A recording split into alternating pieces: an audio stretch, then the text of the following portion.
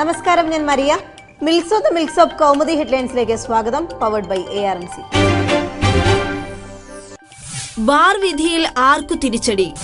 Bar ലൈസൻസിൽ നിർണായക ഹൈക്കോടതി വിധി ഇന്ന്. സംസ്ഥാനത്ത് പ്രവർത്തിച്ചുകൊണ്ടിരിക്കുന്ന ബാറുകളുടെ ലൈസൻസ് ഇന്ന് അവസാനിക്കും. വിധി കാത്ത് ബാർ ഉടമകളും സർക്കാരും. ഡിവിഷൻ ബെഞ്ച് ഇന്ന് പരിഗണിക്കുന്നത് 36 അപ്പീലുകൾ. വിധി സർക്കാരിന് അനുകൂലമായാൽ പൂട്ടുവീഴുന്നത് 5 സ്റ്റാർ 4 സ്റ്റാർ പദവിയുള്ളവ ഒഴികെ 300 ബാറുകൾക്ക്. കേസിൽ ബാർ ഉടമകൾ ജയിച്ചാൽ സർക്കാരിന് തിരിച്ചടി. മദ്യനയം പാളും. ബാറുകൾക്ക് താത്കാലിക അനുമതി നൽകേണ്ടി വരുന്ന സർക്കാരിന് മുന്നിൽ ഏകമാർഗം സുപ്രീം കോടതി.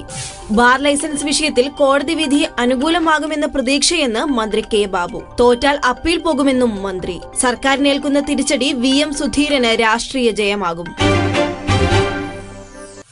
പുതിയ കുരിശിന്റെ പണിപ്പുരയിൽ സെക്യുലർ പാർട്ടിയുമായി PC ജോർജ്. പാർട്ടി പുനരുജ്ജീവനത്തിന് തീരുമാനം. ഇന്ന് തിരുവനന്തപുരത്ത് ചേരുന്ന ആദ്യ യോഗത്തിൽ ജോർജും പങ്കെടുത്തേക്കും.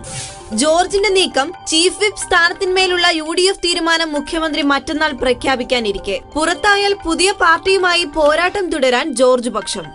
PC ജോർജ് വിഷയത്തിൽ കടുത്ത നിലപാടിൽ ഉറച്ചു KM മാണി. ഇനി ചർച്ചയില്ല. സെക്യുലർ പാർട്ടിയുമായി UDFൽ തുടരാമെന്ന് ജോർജ് കരുതേണ്ടെന്നും മാണി.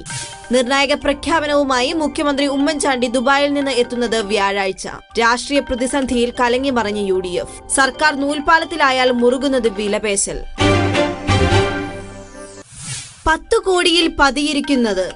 ബാർ ഉടമകളിൽ നിന്ന് 10 കോടി രൂപ കോഴ വാങ്ങിയെന്ന ആരോപണത്തിൽ ഇന്ന് മറുപടിയെന്ന് മന്ത്രി കെ ബാബു. ബിജു രമേശിന്റെ ആരോപണങ്ങൾ പഠിക്കട്ടെ. പ്രതികരണം അതിനുശേഷം. ബാർ സംഘടനാ നേതാവ് ബിജു രമേശ് ഇന്നലെ മജിസ്ട്രേറ്റിന് മുമ്പാകെ നൽകിയ രഹസ്യമൊഴിയിൽ മന്ത്രി ബാബു ഉൾപ്പെടെ 3 കോൺഗ്രസ് മന്ത്രിമാരുടെ പേരുകൾ. തെളിവായി ശബ്ദരേഖകൾ. വിജിലൻസ് കേസിൽ നിർണായകമാകുന്ന കമ്പ്യൂട്ടർ ഹാർഡ് ഡിസ്കിൽ 10 മണിക്കൂർ ദൈർഘ്യമുള്ള ശബ്ദരേഖ. കൈമാറിയവയിൽ ചില ദൃശ്യങ്ങളുടെ CD-യും. സാക്ഷികളെ സ്വാധീനിക്കാൻ ശ്രമിച്ചതിന് ജോസ് കെ മാണിക്കെതിരെയും തെളിവുകൾ. ബിജു രമേശിന്റെ ആരോപണത്തിന് പുതുമയും ആധികാരികതയും ഇല്ലെന്ന് ജോസ്. നെറികെട്ട രാഷ്ട്രീയ ഗൂഢാലോചനയെന്നും ആക്ഷേപം. ആശങ്കയുടെ അഗ്നിമേഘം. സൗദി വ്യോമാക്രമണത്തിനു കീഴെ യമൻ കത്തിയെരിയുന്നു. സ്ഥിതി അതീവ ഗുരുതരമെന്ന റിപ്പോർട്ടുകൾ. കുടുങ്ങിപ്പോയ ഇന്ത്യക്കാരെ നാട്ടിലെത്തിക്കാൻ ശ്രമവുമായി കേന്ദ്ര സർക്കാർ. ദശരാഷ്ട്ര സഖ്യത്തിന്റെ കനത്ത ബോംബിംഗ് ഹൂതി മേഖലകളിൽ. ഇതുവരെ മരണം 50. കടുത്ത പോരാട്ടം നടക്കുന്ന ഏദനിൽ ഹൂതികൾക്ക് മുന്നേറ്റമെന്നും സൂചന.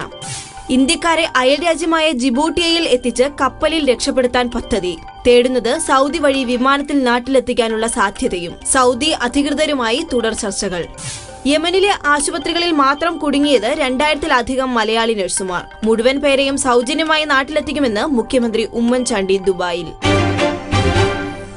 മിൽക്സ് of Kaumudi headlines powered by ARMC സമാപിക്കുന്നു.